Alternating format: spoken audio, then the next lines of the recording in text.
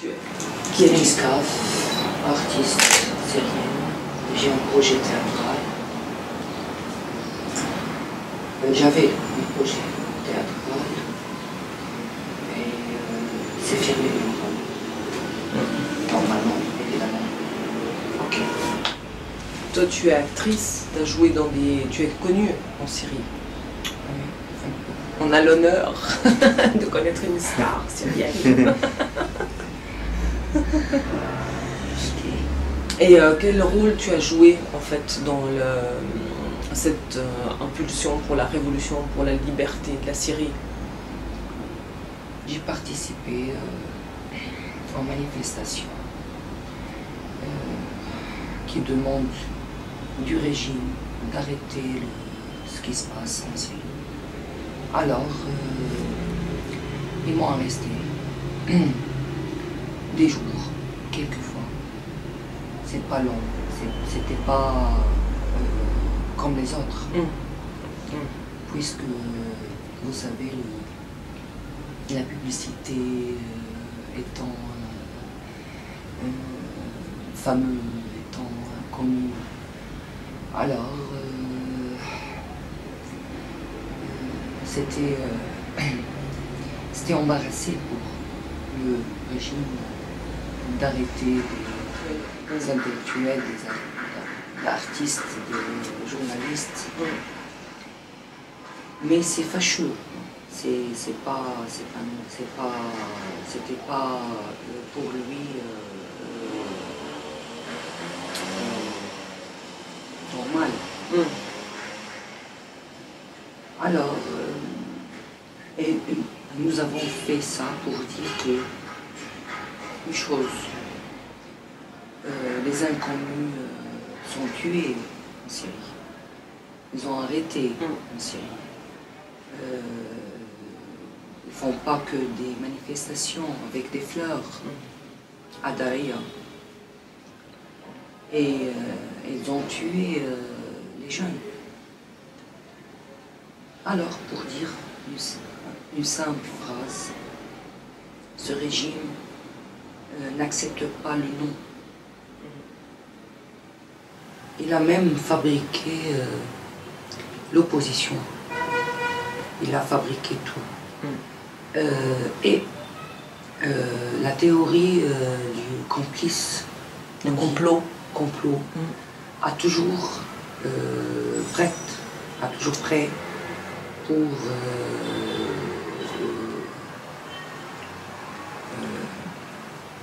jeter à tout, qu'on dit, au peuple, aux gens,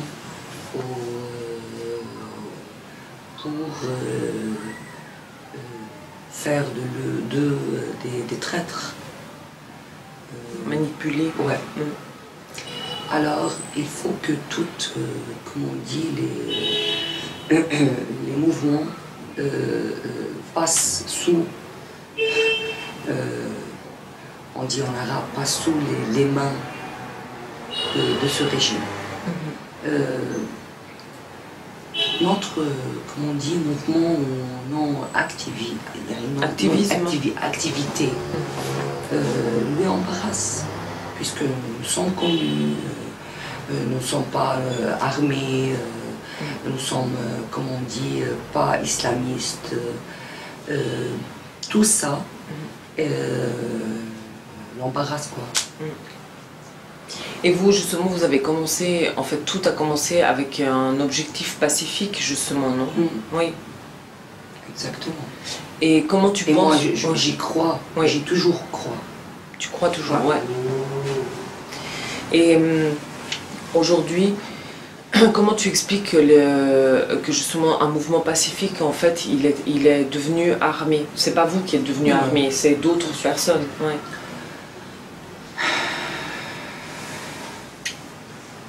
Je sais pas, mais je pense que le régime fait pousser les peuples de chercher les moyens d'obtenir les armes. Il a provoqué. Et il a provoqué. Et en plus, il y a vraiment des complices. il y a vraiment l'Amérique, il y a vraiment Israël, il y a vraiment les Arabes qui sont sous comment on dit, les mains d'Amérique et d'Israël. C'est juste et c'est vrai. Et ça se passe toujours. Mais le régime a provoqué, je pense qu'il a vraiment encouragé les armes en Syrie pour savoir comment il fait des réactions armées. Il ne peut pas réagir, faire des réactions avec les pacifistes. C'est mon avis. Parce que le régime, il a toujours voulu écraser aussi les sunnites, non? Ouais. Donc, en plus, vous n'êtes pas un mouvement islamiste, donc ils n'ont aucun moyen d'aller contre vous. Et quand il s'est passé, tu peux nous expliquer ce qui s'est passé à Deraa?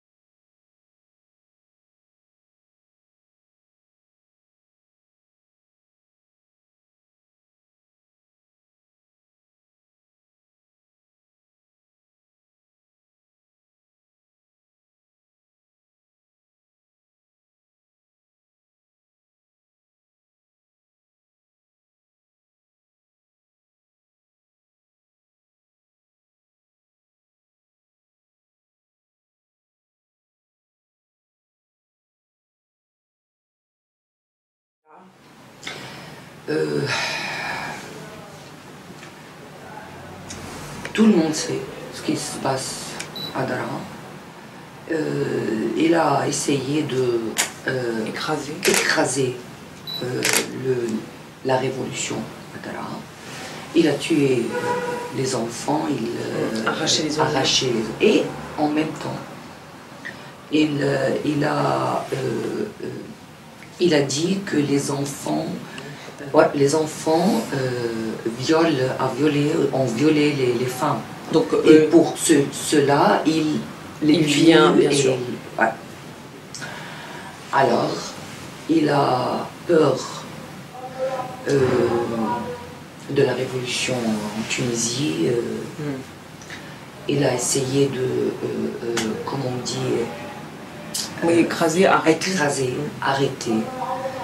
ce qui se passe à Daraa. Quand il a cru qu'il a pu pourrir, comme Hafez Assad a fait en 80. Avec le massacre des frères musulmans à Alep. Mais le temps n'est pas le temps. Le temps se change et il y a maintenant la publicité, des chaînes Internet, presse. Alors, il n'a pas pu écraser la révolution. Et Hamza al-Khatib et ses amis, je pense qu'ils sont comme on dit, la flamme. Qui est... Ça, c'est les personnes qui ont été tuées. Oui, les enfants. Ouais. Et toi, tu as intervenu publiquement dans la télévision syrienne pour dénoncer ce qui s'est passé à Deraa. On a fait une déclaration et ils ont réagi d'une manière très pas vulgaire, très violente à la déclaration pour encercler Daraa. Ils ont arrêté l'électricité, l'eau, l'internet, le téléphone et nous avons fait une déclaration que arrêter l'embargo sur Deraa. Et même réaction. Il nous a, comme on dit, traître comme des traîtres. Comme on dit, la guerre envers nous a commencé.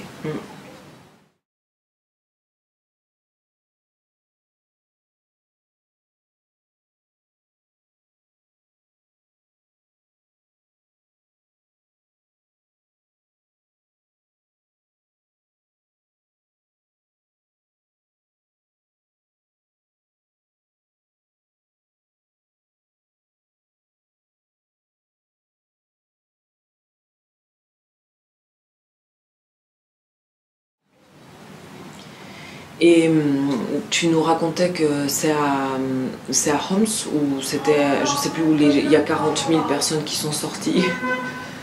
Ah oui, à Hama. À Hama. Mais vraiment, c'était magnifique, puisque tous les hommes sont l'islam, pas islamistes, ils sont sunnites, Oui, musulmans. Et ils ont dit que le ministre de la religion dit au cheikh al-Boutri, qui est avec le régime, qui est sunni, que n'aie pas peur et qu'il enseigne le courage de Maïska. Et c'était pour le régime, c'était une claque. Ça s'est passé quand? Depuis longtemps. Au début de la révolution syrienne. Et là, tu considères que vous êtes plus ou moins un groupe de combien d'intellectuels, plus ou moins qui sont avec la révolution? Oui. Beaucoup. Beaucoup des jeunes gens. Beaucoup de gens surtout des jeunes. Il y a beaucoup d'artistes et d'écrivains de la presse ou d'écrivains du cinéma. Oui, il y a beaucoup. Et il y en a beaucoup qui ont été aussi justement emprisonnés, torturés, ou qui ont dû partir, ou qui ont été tués aussi. Il y a beaucoup qui sont, pas beaucoup, mais il y a pas de mal, il y a des nombreux de gens qui sont artistes, intellectuels, qui sont tués dans cette période. C'est Shhadeh, oui, j'ai vu ça. Nous avons arrêté ensemble. Ah oui. Et les personnes qui partent, comme un peu ton cas maintenant, qu'est-ce que vous pouvez faire de l'extérieur? Parce que vous avez peut-être... Il faut faire, il faut pas arrêter, mais vraiment c'est... moi, le sortie de la Syrie m'a fait désespérer. J'étais vraiment obligée de partir. C'est la dernière qui est sortie. Il y a 15 jours que je suis sortie et c'était pas ma décision. J'étais obligée puisque le juge a dit aux avocats que c'est dangereux pour elle de rester. Et il a transformé une lettre secrète que vous dites à Maïska qu'il faut partir puisque je serai obligée de signer l'arrestation et c'était pas simple. Et l'accusation, c'était pas comme une accusation normale. C'est grave. Et alors, comment est-ce que tu es sortie? Par des montagnes. Combien de temps? 16 heures, ça dure le voyage, la route. 16. Et maintenant, comment toi tu vois déjà ton futur? Je sais rien, mais ce que je sais, que le complot, puisque la Syrie se détermine maintenant. Il faut que le régime s'échoue avant que nous réfléchissons au futur. Et je pense que tout le monde, le monde entier est complice de la destruction. Ouais. Comment tu expliques qu'en 2 ans, il y ait justement autant de morts, et on dit aujourd'hui qu'on arrive à plus de 100 000 morts, et il y a tous les personnes blessées, les déplacés internes, les réfugiés vers l'extérieur, les personnes disparues, les orphelins, tu as des villes entières qui ont été complètement rasées. Comment en 2 ans c'est possible? Le nazisme fait en Allemagne comme maintenant. C'est facile de détruire. C'est très facile. Avec l'avion, avec les bombes, avec... Ça va vite. Ça va vite. Mais la construction, c'est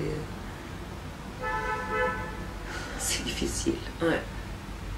Et alors, dès que ce régime échoue, et je pense qu'il y a beaucoup de travail à faire.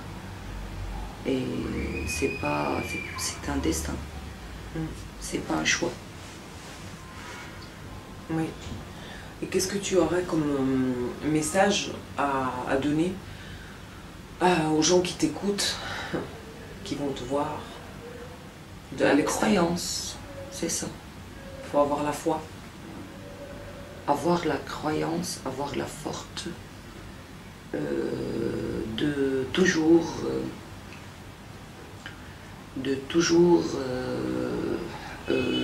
voir en avant, pas voir en arrière. Et puis les gens en Occident qui peut-être comprennent pas exactement ce qui se passe et qui ont aussi peut-être été trop silencieux, qu'est-ce que tu aimerais leur dire? Rien. Rien. Vraiment rien. Il y a un peuple qui se tue par un traître qui est syrien. Mais les armes, elles viennent de plein de pays. Au moment où il faut... les armes viennent de la France, viennent de Qatar, l'Arabie Saoudite, la Turquie. Mais ils seront obligés de faire ça, le peuple syrien. À cause de qui? À cause du monde. À cause du monde, de la politique. Évidemment, pas les gens. Mais c'est à cause d'un gros complice, comme le Bachar al-Assad a dit. Il y a un complot. Je m'excuse. Il y a vraiment un complot. Je suis d'accord avec Bachar al-Assad. Oui, là oui. Là, oui. Oui.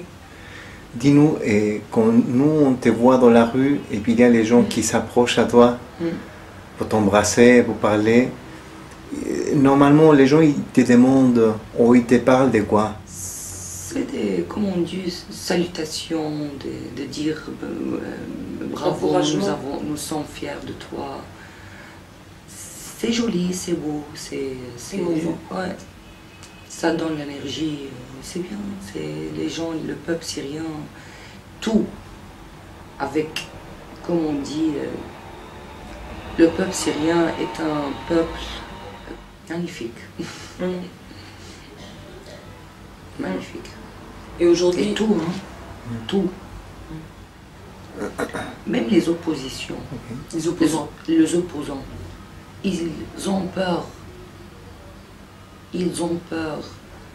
Le régime a toujours fait une image que si je quitte, je quitte comment on dit, le territoire syrien. Vous vivez dans l'enfer.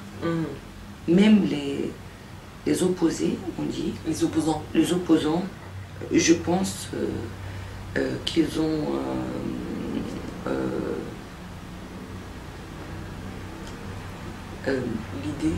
l'idée faute, l'idée fausse. Et toi donc maintenant depuis l'extérieur, tu penses que justement tu peux aussi, tu es en vie déjà, donc ça c'est important. Et depuis l'extérieur, tu peux continuer à lancer tes messages et à continuer la lutte. Mais il y a une chose que je veux dire. Moi, je suis faible dehors la Syrie. Et je me trouve forte dedans. Avec les gens. J'attends maintenant que... Quand est-ce que je pourrais retourner en même route. Retourner le 16 heures de route pour revenir en Syrie. Puisque en Syrie, je serai, comme on dit, forte dedans. Non, oublie que je suis artiste maintenant. Moi, j'ai oublié.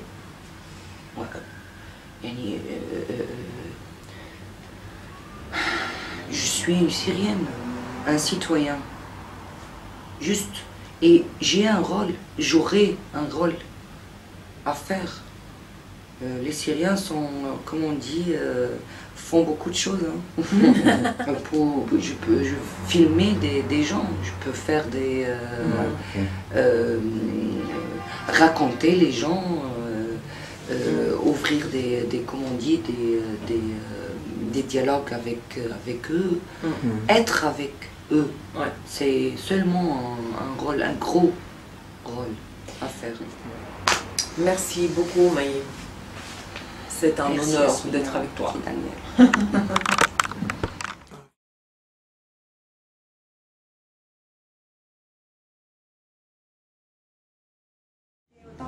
لا والله. لا والله. وين ياسمينة؟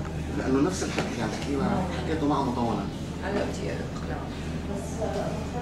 اقلع. والله ما يستضفتك اقسم بالله.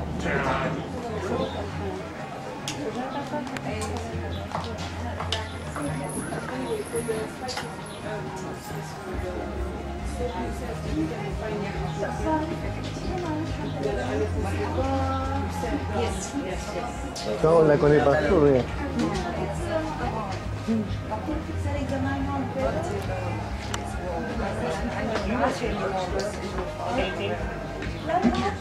Like. Yes. And the night.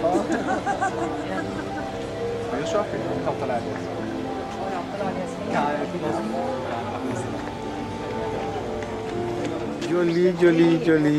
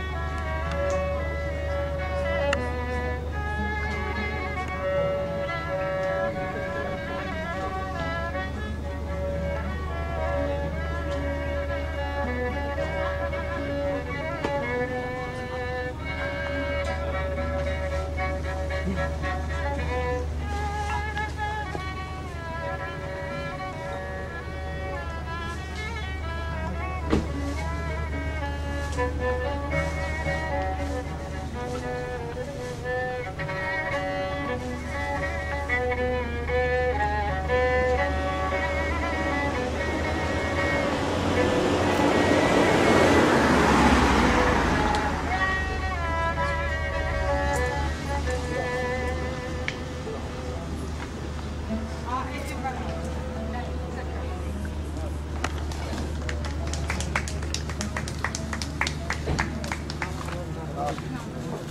ada yang ambil oke, kemas cuma begini.